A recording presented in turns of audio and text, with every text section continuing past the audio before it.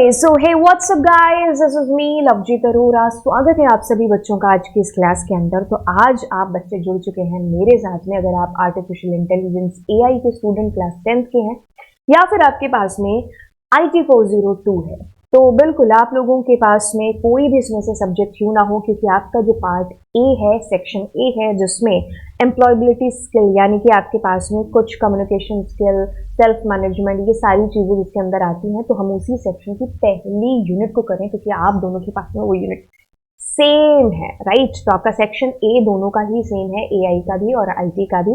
अब हम यहाँ से अपनी यूनिट स्टार्ट कर रहे हैं, which is communication skills. Okay, तो दिल थाम के बैठिए, क्योंकि हम यहाँ से अपने चैप्टर को शुरू कर रहे हैं। तो अभी आप अगर थंबनेल देख करके आए हैं और एक विश्वास के साथ में आए हैं कि आपको ये चैप्टर पूरा मलाई की तरह समझ में आ जाएगा, तो जी हाँ, बिल्कुल आपको ये चैप्टर मलाई की तरह समझ में आएगा आएगा आएगा। अच्छा, जैसे ही कोई भी आप चैप्टर को उठा लो, अपने एम्प्लॉयबिलिटी स्किल के अंदर से सेल्फ मैनेजमेंट को उठा लो, कम्युनिकेशन स्किल को उठा लो, अब जैसे ही उसके शब्द को उठाएंगे ना, जैसे सेल्फ मैनेजमेंट उठाया या अब हम कम्युनिकेशन स्किल की बात कर रहे हैं, तो कम्युनिकेशन जैसे आपके सामने आता है, मेरे ख्याल से आप क्लास 1 से लेकर के 10th तक आ चुके हैं। तो ऐसा बिल्कुल भी नहीं है कि ये कम्युनिकेशन शब्द आपके पास में पहली बार आपको सुनाई पड़ रहा है या पहली बार आपके सामने आ रहा है। आप बिल्कुल भी नहीं। आप में से जितने भी बच्चे यहाँ पर पढ़ रहे हैं और आप अगर इस वीडियो तक पहुंचे हैं, तो आप सब ने इस शब्द को कहीं ना कहीं बिल्कुल है जो सुना है। अजी हम तो ये कहेंगे कि सुबह उठने से लेके शाम तक कम्युनिकेशन शब्द हमारे साथ में एकदम चिपका हुआ है। मैं आपको ये चीज क्यों कह रही हूँ, क्योंकि मैं आपको चैप्टर की शुरुआत यहीं से कराऊंगी, हमारे बेसिक आसपास से ही कराऊंगी। क्योंकि जब आपको यहाँ से चीजें समझ में आएंगी ना, तो पेपर में अगर आपको मान लीजिए कोई क्वेश्चन आता भी है और आपके दिमाग में नहीं आ रहे उससे रिलेटेड चीजें, तो यस, आप अपने आसपास और बेसिक से लेकर के जब आप चीजों को चलेंगे ना, तो आप वहां पर कुछ ना कुछ या बहुत हद तक अच्छे तरीके से क्वेश्चन को कर पाएंगे, अपने मन से बना करके भी। ओके, तो देखिए अब यहाँ पर है जी कम्युनिकेशन स्किल्स। तो अगर मैंने कहा ना कि आप पूरे दिन सुबह से लेके शाम तक ये शब्द है जो आपके साथ में चिपका हुआ है, तो अगर मैंने आपके सामने नाम लिया कि कम्युनिकेशन क्या है, तो आप टूटी फूटी भाषा में तो मुझे बता सकते हैं ना, कम्युनिकेशन मतलब किताबी भाषा को अगर मैं साइड में रखूं, ये जो भी मैंने लिखा हुआ एक बार के लिए भूल जाइए। बस आप अपने आप से पूछिए कि मैंने आपसे क्वेश्चन किया है, व्हाट इज कम्युनिकेशन। आपने सोच लिया होगा कि मैम ये है कम्युनिकेशन। बिल्कुल, अब मैं आपसे बात कर रही हूं, आप मेरी बात को सुन रहे हैं, तो ये भी क्या है, एक कम्युनिकेशन ही तो है। आप अपने पेपर को लिखेंगे, कल आपका या परसों आपका, जब भी आपका पेपर होगा, तो आप उसके अंदर लिख करके अपने बातों को जो है, बातों को ऑफकोर्स अपने जो भी आपके सामने क्वेश्चन आए होंगे उनको आप लिखेंगे, है ना। तो वो भी क्या है, एक वे ऑफ कम्युनिकेशन ही तो है। आप नीचे कमेंट सेक्शन में मुझे ये बताएंगे कि आपको ये लेक्चर बहुत अच्छे ढंग से समझ में आ गया, वो भी क्या है, कम्युनिकेशन ही तो है। आप अपने दोस्त से बात कर रहे हो, वो भी क्या है, कम्युनिकेशन ही तो है। इसीलिए मैंने कहा कि ये जो शब्द है ये आपके साथ में सुबह से लेकर शाम तक चिपका हुआ है, कम्युनिकेशन। बस हमें इसी कम्युनिकेशन स्किल्स को और इंप्रूव करना है, जिसके लिए चैप्टर हमारे पास में जोड़ा गया है।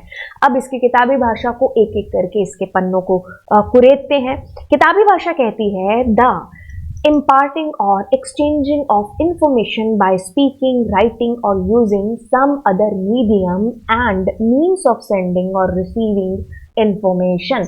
किताबी भाषा को सरल तरीके से मैं आपको बताऊं तो इसमें सिर्फ इसी चीज की तरफ फोकस किया जा रहा है जो मैंने अभी आपको बताया, कि आपके पास में एक पीस ऑफ इंफॉर्मेशन है, ठीक है। अब आप उसको बोल करके, लिख करके या फिर कोई भी अदर मीडियम का सहारा लेकर के आप एक माध्यम मतलब एक बंदे से दूसरे बंदे तक उस इंफॉर्मेशन को पहुंचा रहे हैं, वही क्या है, कम्युनिकेशन है। यानी कि मान लीजिए कोई यहाँ पर है और कोई यहाँ पर है, ठीक है, आपको कोई इंफॉर्मेशन इसको भेजनी है, ठीक है, तो आप कोई भी एक जरिया, आप कह लो कि भाई मान लो फोन है या व्हाट्सएप है, उसका सहारा लेकर के आप इस तक वो इंफॉर्मेशन पहुंचा रहे हो। तो इसमें कौन है इंपॉर्टेंट, एक है आप, यानी कि आप क्या हुए, सेंडर हुए, और बंदा यहाँ सामने वाला क्या हुआ, रिसीवर हुआ, है ना। तो यानी कि सेंडर से रिसीवर तक हम उस इंफॉर्मेशन को पहुंचा रहे हैं, चाहे लिख करके चाहे बोल करके। बस यही क्या है, कम्युनिकेशन है। हमने कुछ कहा, आपने कुछ सुना, आपको वो ढंग से सुनना और समझना, आप समझ पाओ, तो वही चीज क्या है, कम्युनिकेशन है, ठीक है। तो मेरी यहाँ पर पूरी कोशिश है कि मेरा और आपका कम्युनिकेशन जो है वो बहुत अच्छे से तालमेल है जो बैठे। तो ताकि ये यूनिट भी है जो हमें समझ में आए। अब अगली जो पैराग्राफ है वो कहता है कि it is considered as good communication if characterised by the active participation of both, दोनों पार्टीज, सेंडर भी और रिसीवर भी, यानी कि सुनने वाला बोलने वाला।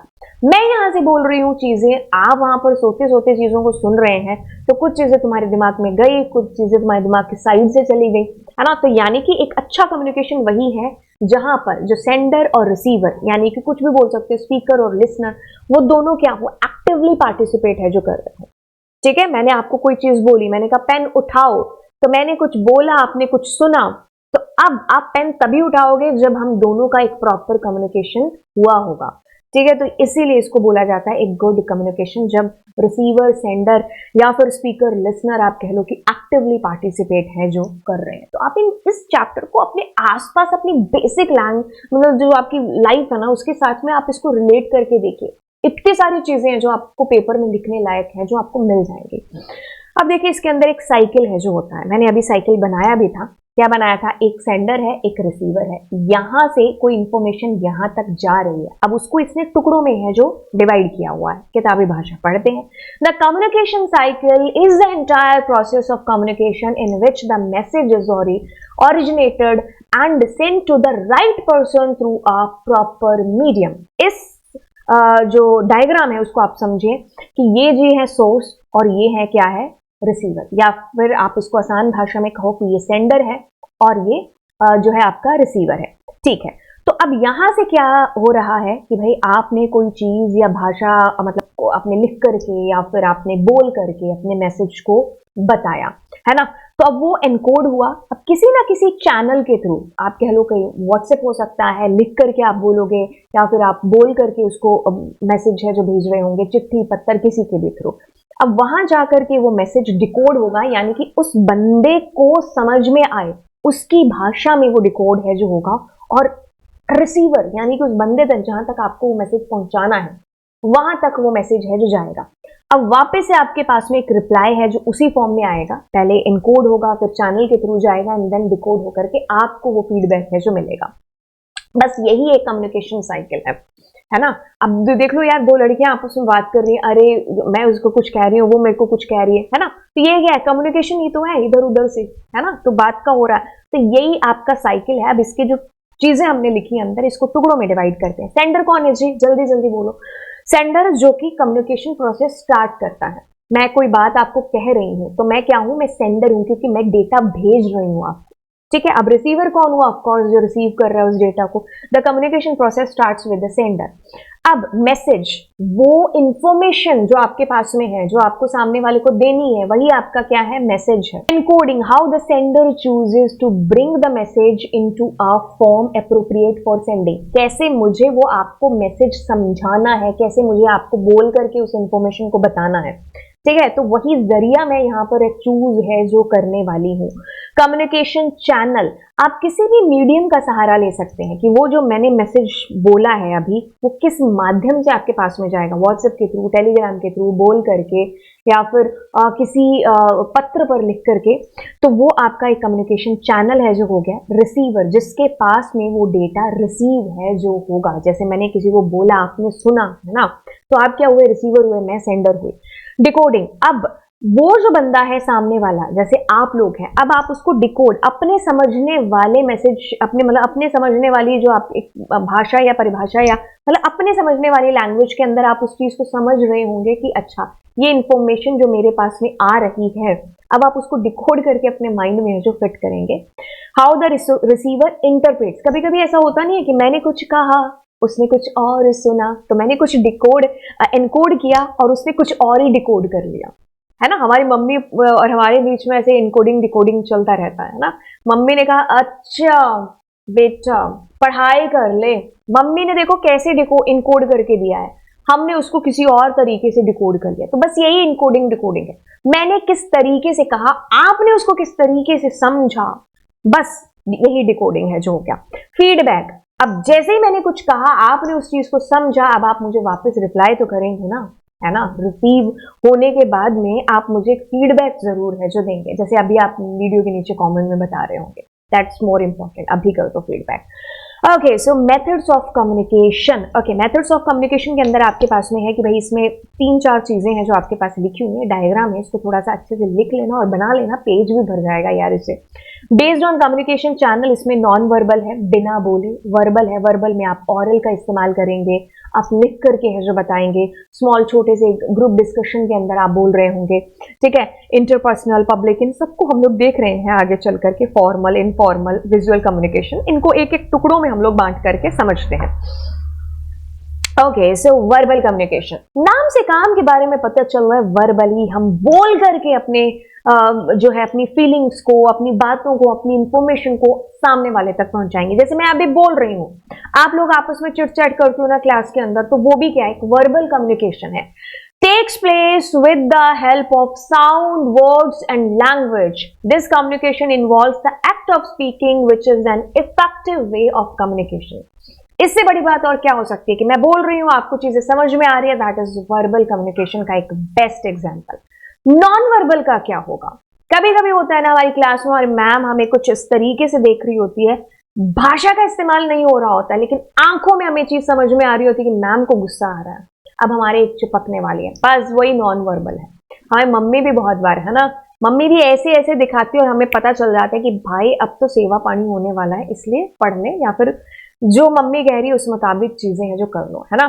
तो यस, कह लो कि भाई गेस्चर्स के थ्रू, एक्सप्रेशंस के थ्रू, पोस्चर के थ्रू, नॉन वर्बल, भाषा का इस्तेमाल नहीं हो रहा है, एक्सप्रेशन के थ्रू ही चीजें हैं जो समझी जा रही हैं। कभी कभी मम्मी पापा की ऐसी लड़ाई हो रखी होती है घर पे, है ना, बच्चों को, हम लोगों को पता चल जाता है कि अरे भाई अब ज्यादा नहीं बोलना है ना। कभी कभी ऐसी लड़ाई हुई होती है तो हम मौज में होते हैं, ना मम्मी बोलेगी ना पापा बोलेंगे, चलो टीवी देख लेते हैं ना। तो वो जो माहौल से आपको चीजें समझ में आती है जिसमें भाषा का इस्तेमाल नहीं हुआ होता है, that is non verbal communication. किताबी भाषा पढ़े, कह रहा है कि इट इन्वॉल्व्स वेरियस साइंस और facial expression used to convey a message. Some signs of non verbal communications are kind of body movement या फेशियल एक्सप्रेशन। हाँ, ऐसे फेशियल एक्सप्रेशन से हमें चीजें समझ में आ गए, है ना। आंखों ही आंखों में बातें हैं जो, भाई फिल्में तो आप भी हम बहुत देखते होंगे, हम भी देखते हैं ना, बॉलीवुड मूवीज में फेशियल एक्सप्रेशंस है ना। ओके, तो ऐसा कहते ही समझ में आ गया होगा। Okay, so personal appearance of the person, physical environment, gesture, expression, posture, eye contact and parallel. आपको ये सारे एग्जांपल्स मैंने यहाँ पर बता दिए, तो आई थिंक आपको ये जो नॉन वर्बल कम्युनिकेशन का एग्जाम्पल है या मतलब है, आपको समझ में आ गया होगा आपको पेपर में कैसे लिखना है। अब वर्बल कम्युनिकेशन की जब हम बात कर रहे थे कि हम बोल करके, तो उसी के टाइप्स को देख लेते हैं। उसके अंदर आपने पढ़ा ओरल, आपने पढ़ा रिटन, आपने पढ़ा स्मॉल ग्रुप। अब इनके अंदर आपने इंटरपर्सनल देखा था, आपने पब्लिक स्पीकिंग देखा, तो ये क्या है अब देखते हैं। अब ये तो पता चल गया कि ऑरल का मतलब क्या है, बोल करके अपनी बात को कहना, ठीक है। ऑरल को हम लोग देख रहे हैं, बोल करके अपनी बात को है जो कहना। It is the process of conveying message through the word of mouth. It can be the following two types, मतलब it can be the following two types. पहला, interpersonal. It may be defined as a communication between two person at a personal level. It may or may not be face-to-face communication. The communication between two persons through a telephone is an example of long-distance interpersonal communication. मतलब दो बंदे हैं जो आपस में बात कर रहे, चाहे वो फोन के थ्रू हो और मे बी वो सामने खड़े होकर के बात कर रहे हो, है ना। तो ये इंटरपर्सनल हो गया ना, चुगली करना दो बंदे आपस में। पेपर में नहीं लिखना यार चुगली करना, वो तो हमारे समझने के लिए है। पब्लिक स्पीकिंग, जहां पर एक बंदा बोल रहा है और बहुत सारी ऑडियंस है जो उसको सुन रही है। मोटिवेशनल स्पीकर, मैं भी अभी यही काम है जो कर रही हूँ, अकेले बोल रही हूँ, बहुत सारे बंदे हैं जो सुन रहे हो। रिटन कम्युनिकेशन, कभी कभी ऐसा होता है ना, हमारी क्लास में मैम आ जाती, कहती है यार तुमको बात नहीं करनी, तुम चुप रहोगे, और आप क्या करते हो, आप पेपर के ऊपर लिख लिख करके बातें हैं जो करते हो, है ना। ओके, सो कभी कभी पकड़े भी है जो जाते हो, तो इसलिए जब आप लिख रहे होते हो ना, तो एक प्रूफ हो जाता है। यही एक सबसे बड़ा एडवांटेज है रिटन कम्युनिकेशन का। जब आप लिख रहे होते तो वो एक प्रूफ बन जाता है, और यही सबसे बड़ा डिसएडवांटेज है ऑरल कम्युनिकेशन का भी, क्योंकि बोला, सुना, लेकिन थोड़े टाइम बाद भूल गया, अच्छा कौन किसने क्या बोला। रिटन के अंदर वो प्रूफ रहता है। तो जब आप लिख रहे होते हैं तो आप बड़े ही ध्यान से लिखिए। इसीलिए कहता है कि जो आपके पास रिटन कम्युनिकेशन है, sending message through letters, newsletter, mails etcetera. Okay, तो रिटन मतलब लिखा हुआ आपके पास में, तो ये फॉर्मल भी हो सकता है, इनफॉर्मल भी हो सकता है। इनफॉर्मल जैसे हम व्हाट्सएप वगैरह पर चैट करते हैं, है ना, तो ये इनफॉर्मल हो गया, दोस्तों के आपस में चैटिंग हो रही है। फॉर्मल जैसे मुझे एप्लीकेशन स्कूल को या फिर मैं कोई जॉब एप्लीकेशन दे रही हूँ, तो फॉर्मल तरीके से हम लिख करके कम्युनिकेट है जो करेंगे, तो ये रिटर्न के अंदर चीजें आती हैं।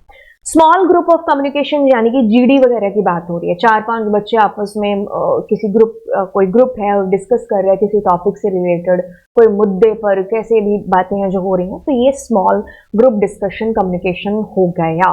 फॉर्मल कम्युनिकेशन जिसको मैंने अभी अभी आपको बताया है, फिर भी इसकी किताबी भाषा को पढ़ते हुए कहता है कि ensures that communication should occur in a formal format और pattern that is acceptable in an organization. It can also be called business communication और कॉर्पोरेट कम्युनिकेशन। ये वाला जो कम्युनिकेशन है ज्यादातर बिजनेस में, स्कूल में, जो ऐसी ऑर्गेनाइजेशंस होती हैं, कंपनीज होती हैं, वहां चलता है मेल मेल खेलना, है ना। कोई बात है तो डियर पूरा एकदम लिख करके, जैसे आप एप्लीकेशन अपने स्कूल में देते हो, दैट इज फॉर्मल, ठीक है। तो बिजनेस में, कंपनीज में ये चीजें चलती हैं, ठीक है। तो आपको मेल जब करना है तो इस तरीके से हम फॉर्मल कम्युनिकेशन है जो ये कहलाता है या करते हैं। This type of communication involves the use of meeting, conference, ठीक है। तो इसमें कॉर्पोरेट के जो लेटर्स होते हैं वो सारी चीजें इसके अंदर आ जाती है। ओके, इनफॉर्मल जैसे कि हम आपस में दो फ्रेंड्स हैं, आपस में चैट कर रहे हैं, है ना, तो उसके लिए आपको कोई ऐसा नहीं है कि आपको रिस्पेक्टेड सर या मैम लिखने की जरूरत है या ओबीडियंट लिखने की जरूरत है। नो, आप फ्रेंड्स से आपस में बात कर रहे हो तो हम फ्रेंड जो इनफॉर्मल बात है जो कर रहे होते हैं, ठीक है। तो वो जो है आपका इनफॉर्मल कम्युनिकेशन के अंदर आ जाता है। जैसे फैमिली मेंबर्स भी हैं, आप मम्मी से बात करते हो तो पूरी एप्लीकेशन थोड़ी ना टाइप करते हो, टू द मम्मी, है ना, टू द प्रिंसिपल, तो आपका फॉर्मल में, और जो हम घर पे बात करते हैं that is informal. Visual communication, visual communication के अंदर आपके पास में आता है कि भाई जैसे टीवी के थ्रू, है ना, डीवीडी यहाँ पर बेस्ट अच्छे एग्जाम्पल है, एड्स वगैरह आपके पास आती हैं, तो ये विजुअल कम्युनिकेशन के अंदर आता है ना। जैसे कभी कभी होता है कि you are under CCTV surveillance, है ना, और आपके पास साइन वाइन लिखे होते हैं कि इधर मुड़ना है ना, तो वो भी विजुअल कम्युनिकेशन, मतलब देख करके आपने चीजों को समझा और उसके ऊपर रिएक्ट एक्ट है जो किया। आगे हम लोग इसमें कुछ पैरामीटर्स हैं written, verbal and non verbal के अंदर, उन तीनों चारों को डिफरेंशिएट करके पढ़ते हैं। पहले कॉस्ट का फैक्टर, है ना, महंगा कौन सा होता है। ओके, सो रिटन है involve cost as it makes use of pen paper की जरूरत इसमें पड़ती है। वर्बल के अंदर आपको जो है कुछ खरीदने पेन वेन की जरूरत पड़ती नहीं है, आपको फेस टू फेस कम्युनिकेशन करना होता है टेलीफोन वगैरह का यूज करके। नॉन वर्बल में बिल्कुल आपको फोटोज दिखानी होती है, क्योंकि जहां भाषा का उपयोग नहीं होगा तो वहां सामने वाले को समझाने के लिए कुछ ना कुछ तो हमें क्रिएट करना होगा, कुछ ग्राफिक्स, कुछ डिस्प्ले, कुछ बोर्ड्स वगैरह के थ्रू हम सामने वाले को समझाएंगे कि भाई हम ये कहना चाह रहे हैं। Response time, the recipient usually gets sufficient time to think about the matter and then respond, क्योंकि वो बंदा पढ़ेगा, उसके बाद सोचेगा, देन आपको रिप्लाई करेगा। इसमें इमीडिएटली आपका जो रिस्पॉन्स है जो आ जाता है। अब मैं सामने वालों को कह रही हूँ अरे पता है उसका ब्रेकअप हो गया, सामने से उसी टाइम पर मेरे पास में जो है जो मेरे पास रिस्पॉन्स है जो आएगा, तो इसमें जो रिस्पॉन्स टाइम है वो बहुत कम होता है वर्बल के अंदर।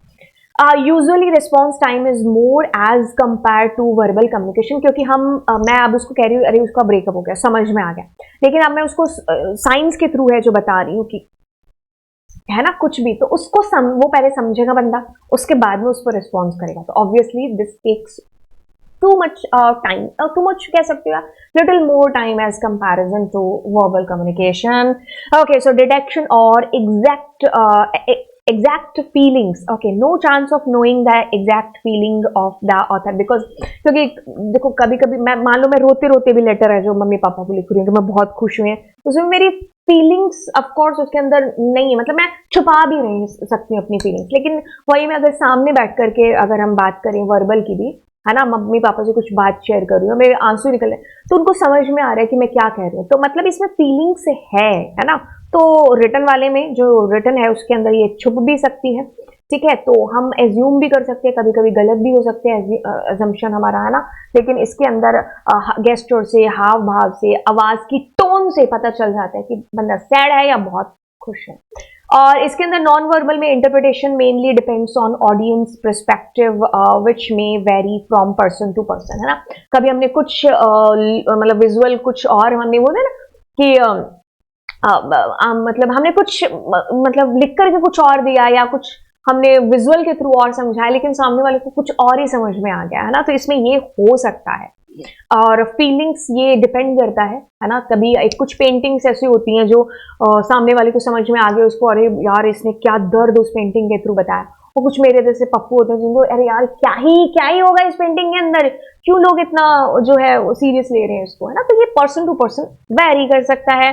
डूज एंड डोंट्स की बात करते हैं। ओके, सो अब इसके अंदर कुछ डूज एंड डोंट्स हैं जो बता रखे हैं कि भाई हम जब किसी से बात कर रहे हैं या फिर हम कुछ इंटरव्यू वगैरह के अंदर भी बैठे हैं, है ना, हम फॉर्मली किसी कंपनी के अंदर हैं या स्कूल के अंदर हैं, तो हमको कौन कौन सी चीज़ों का ध्यान रखना चाहिए कि क्या करें और क्या ना करें। ठीक है, क्या करें से ज़्यादा मुझे लगता है क्या ना करें कि हमें पता हुआ होना चाहिए।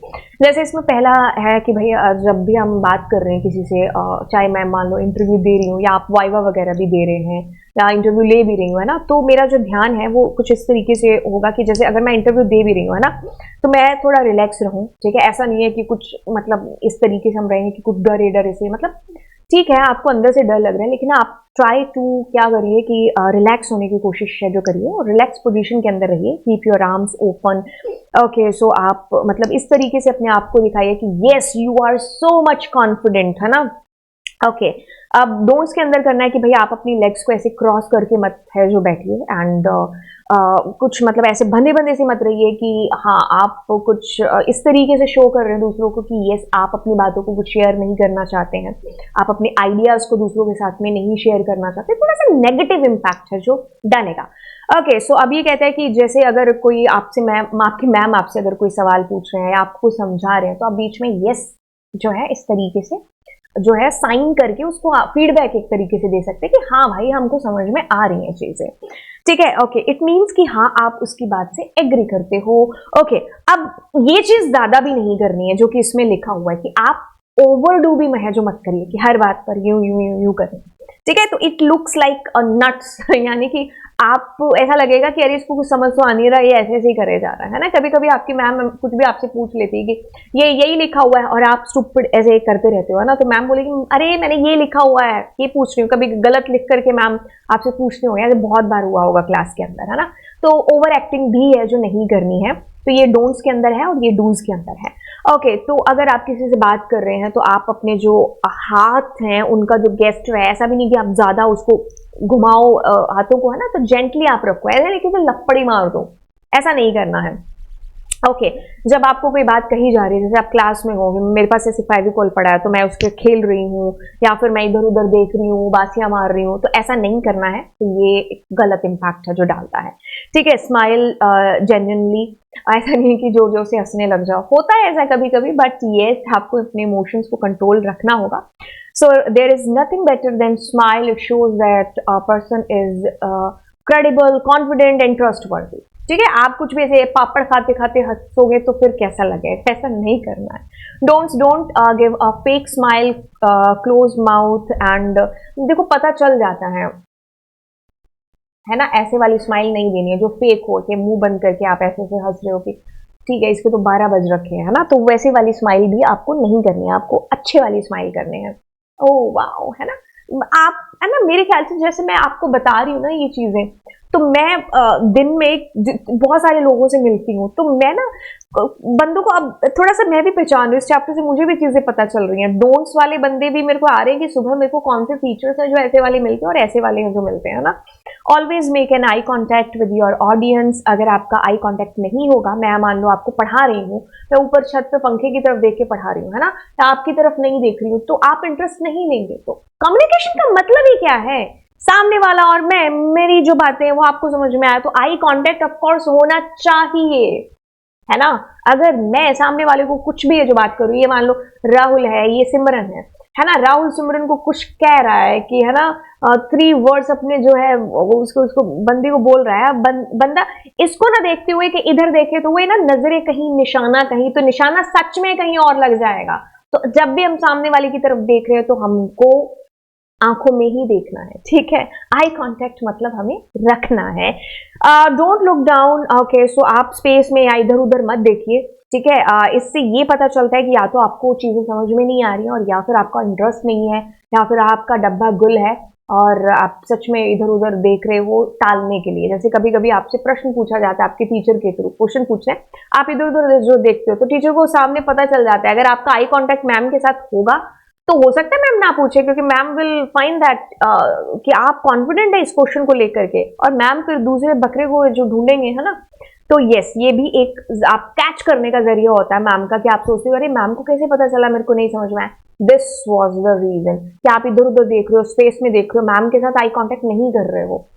Okay, sit for stand straight, sit or stand straight and in a relaxed but not leaning position। बिल्कुल ऐसा भी नहीं कि आप अपनी पसर करके बैठ जाओ, ऐसा भी नहीं है। स्टैंड एकदम रिलैक्स होकर के आपको बैठना है जब भी आप कम्युनिकेशन या बात है जो कर रहे हैं।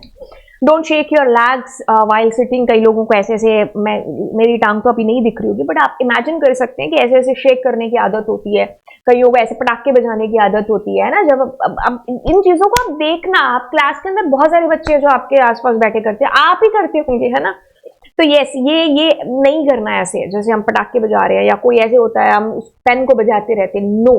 कुछ ऐसे होता है तो हम ऐसे ऐसे तबला बजाते रहते हैं, नहीं, ये भी नहीं चीजें करनी है। Speak with appropriate expression on your face, facial expression matching with the spoken words. Okay, see मैं कुछ आपको कह रही हूँ, मैं हंसते हंसते कह रही हूँ, लेकिन मैं आपको रोने वाली बात कह रही हूँ। अरे पता है उसका ब्रेकअप हो गया ना तो इससे पता ही नहीं चल रहा है कि मैं खुश हूं या फिर मैं क्या हूं। तो मैं जो बोल रही हूं वैसे ही मेरे एक्सप्रेशन भी आने चाहिए।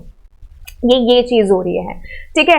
तो एक्सप्रेशन लेस भी नहीं होना चाहिए कि जैसे अगर मैं आपसे कुछ चीज कहूं तो आप उसको ऐसे बता रहे हैं जैसे आप बुक पढ़ रहे हो, तो इससे ऑडियंस बोर भी है जो हो जाएगी, ठीक है। तो आपके एक्सप्रेशन, आपके जो वर्ड्स मुंह से निकल रहे हैं वो दोनों जो है मैच करने चाहिए आपस में। आप दुख की खबर को खुशी से कैसे बता सकते हो और खुशी की खबर को दुख के वाले एक्सप्रेशन से, ठीक है। तो शुड बी मैचिंग यहाँ पर, नहीं तो ऐसे डम्बू फील होगा कि अरे इसको कुछ पता ही नहीं क्या है ना।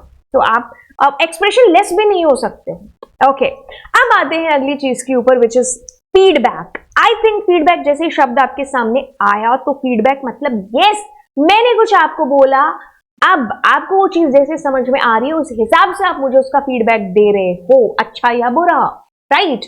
आप नीचे कमेंट सेक्शन के अंदर लिखेंगे, वो सारी चीजें एज ए फीडबैक आएंगे मेरे पास में, है ना।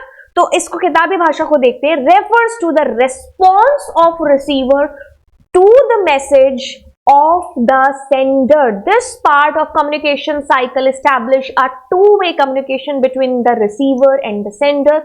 It can be an acknowledgement of receiver, the message or reply to the message. एक तरीके से ये एक acknowledgement हो जाएगा कि आपको वो बात किस तरीके से समझ में है जो आई। आप अपना फीडबैक, जैसे कभी कभी होता है कि आप किसी करियर काउंसलिंग में है जो चले गए, वो बंदा बोलता रहा, लास्ट में आपको कोई फॉर्म दिया जाता है कि आप उसमें अपने फीडबैक को है जो भरिए कि आपको अगली काउंसलिंग किस पर चाहिए या आपको कैसा लगा स्पीकर, है ना। तो वो आपका एक फीडबैक है जो हो जाएगा या होता है। Okay, feedback is consequence of performance. Feedback plays an important part in communication because it tells both the source and the receiver how their message are being interpreted. मैंने आपको कोई चीज कही, आपको वो चीज अच्छे से समझ में आई, ये मैं इंश्योर करने के लिए आपसे फीडबैक मांगूंगी, चाहे आप मुझे वर्बली दो, चाहे आप मुझे लिख करके दो। तो फीडबैक के अंदर कुछ चीजें आती हैं, ऑरल फीडबैक, यानी कि मैं आपको बोल करके पूछ रही हूँ, समझ में आ गया सब बच्चों को, तो आप बोल करके बताएंगे yes ma'am, that is oral, बोल करके। Such kind of feedback is given when our task is being performed. Oral feedback is an informal type of feedback. जैसे मैं पढ़ा रही हूँ, पढ़ाते पढ़ाते आधा टॉपिक पढ़ा दिया, तो मैं कहूँ समझ में आया, यस यू गॉट इट, थोड़ा सा पढ़ाया, समझ में आया, तो यस मेरी प्रोसेस चल रही है समझाने की, उस बीच में आपसे बीच बीच में पूछ रही हूँ। जैसे मैं आपको कोई एक प्रैक्टिकल करके दिखा रही हूँ, कोई किसी में कुछ केमिकल डाला, कुछ ऐसे में, जितना मैंने किया तो हम आस्किंग कि मैं समझ में आया कि नहीं आया। तो दैट इज कि मेरा अभी प्रोसेस चल रहा है, उस बीच में आपसे बार बार पूछ करके ये पता कर रही हूँ कि आपको समझ में आया कि नहीं आया। This kind of feedback is given during teaching. It is natural part of verbal communication. The verbal interaction takes between student and teachers in the classroom. ये वही एग्जाम्पल जो मैंने अभी आपको बताया। For example, while teaching the teacher may ask question from students about any topic, about any topic। एक second, about any topic feedback from such communication is immediate. मैं जैसे पढ़ा रही हूँ उसी दौरान पूछ रही हूँ, तो आप मुझे हाँ ना करके बता रहे हैं चीजें। एक सेकेंड। Okay, positive feedback. हाँ, तो फीडबैक नेगेटिव भी हो सकता है, पॉजिटिव भी, क्योंकि आप में से कोई बच्चा बोल भी सकता है कि मैम नहीं समझ में आया, तो हम आपको एक्सप्लेन दोबारा करेंगे। ऐसा होता है जनरली क्लासेस के अंदर। Such it refers to the feedback in which an individual is told about the areas where he or she is done well and is praised for good performance। ठीक है, जैसे मान लीजिए मैं पढ़ा रही हूँ, तो कोई दूसरा, मान लो कोई बड़ा टीचर है जो देखने के लिए आ रहा है कि मैं कैसा पढ़ा रही हूँ, तो वो मुझे मेरी पॉजिटिव चीजें भी बता करके जाएगा ना। ऑफकोर्स जहां मुझे फोकस करना है वो नेगेटिव एरिया भी है जो बता करके जाएगा। ठीक है, कि अच्छा ये चीज आपकी अच्छी थी बट इसको आप फोकस कर सकते हो, और वही स्पेसिफिक फीडबैक के अंदर भी है जो आता है। ठीक है, कभी कभी आपने पूरा एकदम देखा और आपको लगा कि इस पार्ट में थोड़ी सी दिक्कत है, तो आप उसको बता सकते हो। ठीक है, तो ये एक स्पेसिफिक फीडबैक के अंदर भी है जो चीज आ जाती है। ओके, अब नॉन स्पेसिफिक फीडबैक, जिसमें ओवरऑल जनरल पूछूं कि कैसा लगा, तो आप ओवरऑल जनरल बोलोगे गुड, अच्छा, ग्रेट जॉब, तो ये आपका नॉन स्पेसिफिक के अंदर आ जाता है। What is the importance of feedback? देखिए, अगर मैं आपसे सामने बोल रही हूँ चीजें, चला चला के आपको पढ़ा रही हूँ, कोई कमेंट नहीं आएगा, तो मुझे कैसे पता चलेगा कि आपको चीजें समझ में आई कि नहीं आई? आप मानोगे नहीं, कमेंट्स पढ़ना इज मेरा फेवरेट टास्क है पूरे दिन के अंदर, और मैं रोज कमेंट पढ़ती हूँ, एकदम उठा उठा के ऐसे कमेंट, उनको रिप्लाई करना, एंड वो जो दिल वाला साइन है उसको भेजना, है ना, क्योंकि ये बहुत इंपॉर्टेंट है। चैनल रन कर रहे हो आप यूट्यूब के ऊपर, इतने बच्चे हैं जो आपसे पढ़ रहे हैं, तो यस, चाहिए कि सामने वाला मुझे फीडबैक करके बताए कि हाँ, मैं जिस चीज कर रही हूँ वो एक सोसाइटी के ऊपर एक पॉजिटिव इंपैक्ट डाल रहा है कि नहीं डाल रहा है। ठीक है, ओके, तो इससे बहुत बड़ा मोटिवेशन है जो मिलता है। बिल्कुल इसी बात पर कमेंट हो जाए एक, importance of feedback, it helps in improving the performance. बिल्कुल, अगर कोई कमी होगी तो मैं उसको जरूर है जो देखती हूँ। जैसे मैं आपको बताती हूँ, अभी जो लास्ट ईयर था, मैं ऐसा करके, जैसे ये मेरा आपका लैपटॉप है, मैं क्या करती थी, मैं इधर अपना मेरा चेहरा होता था और इधर मैं पढ़ा रही होती थी, तो मेरे पास में ना काफी सारे फीडबैक ऐसे आए कि मैम आप ना ऐसा करो कि अपनी स्क्रीन को ना फुल कर दो, मतलब फुल स्क्रीन कर दो, और आप यहाँ पर आकर के पढ़ाओ, ताकि दिखने में कोई दिक्कत ना आए, जो फोन जो आपने लिखी है चीजें वो समझ में आए। मैंने वो फीडबैक क्या था, मैं अब ना चाहती तो मैं करती रहती, लेकिन मैंने सोचा कि नहीं, कौन सी चीज मेरी ऑडियंस के लिए ज्यादा इंपॉर्टेंट है, इससे क्या हो जाए, क्या फर्क पड़ेगा। तो मैंने अपना जो फेस है वो इतना कर लिया, और जो समझाने वाला एरिया है वो ज्यादा हो गया, है ना, तो जैसे दोनों चीजें ही हैं जो रह जाए। ठीक है, तो ये मेरा एक्शन था या रिएक्शन था, आप कह लो कि भाई जब मुझे आपने फीडबैक जो दिए। बहुत बार ऐसा होता है कि ये क्वेश्चन के पीछे आपका ये कलर, मतलब जैसे अभी मैं रेड यूज कर रही हूँ, काफी सारे बच्चे कहेंगे ब्लैक पर रेड मत यूज करो, ब्लैक येलो यूज करो, तो ये वो भी फीडबैक है, और उसके ऊपर फिर हम बिल्कुल वर्क है जो करेंगे। It gives the facility of continuous learning, it helps achieving goals on time, it enhances the qualities of an individual. ये चीजें बोलते समझ में आ रही है ना, कि क्वालिटी से क्या ही चीज समझ में आई कि अच्छा मेरी अब लेक्चर की क्वालिटी इंप्रूव हुई क्योंकि आपको फुल स्क्रीन दिखाई दे रहा है ना। तो फीडबैक अब आप अगर किसी को दे रहे हो, नेगेटिव है, पॉजिटिव है, स्पेसिफिक है, तो इससे क्वालिटी ही इंप्रूव है जो हो रही है। ठीक है, it improves the work relationship, it help in better decision making लिखना चाहिए था, ये शायद मैंने ना, ये देखो अब गलती होगी ना, डिसीजन मेकिंग आपको यहाँ लिखना चाहिए था। It helps in recognising the strength and weakness of an individual.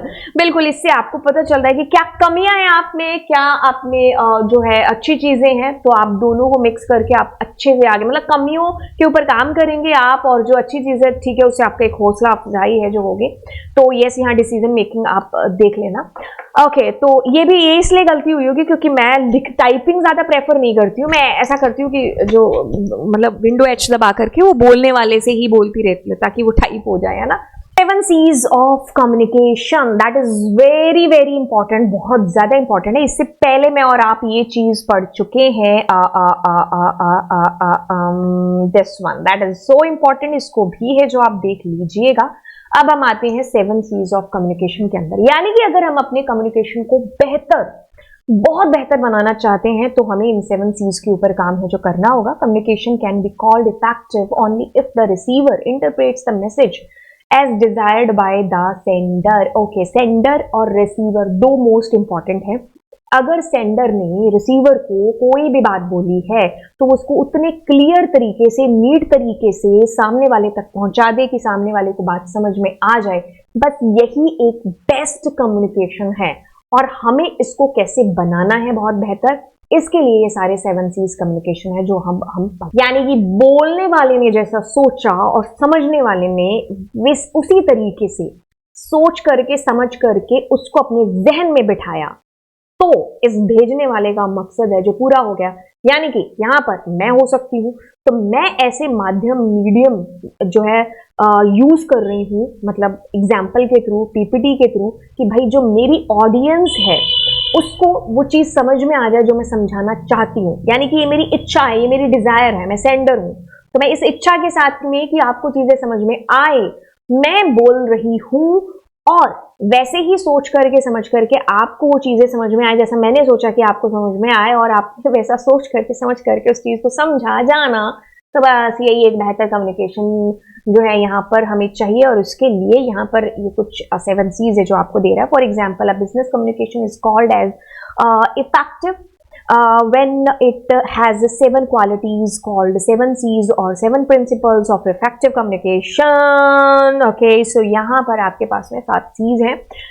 Clarity, completeness, conciseness, consideration, correctness. Okay, तो हम इन सारी चीजों को पढ़ते हैं।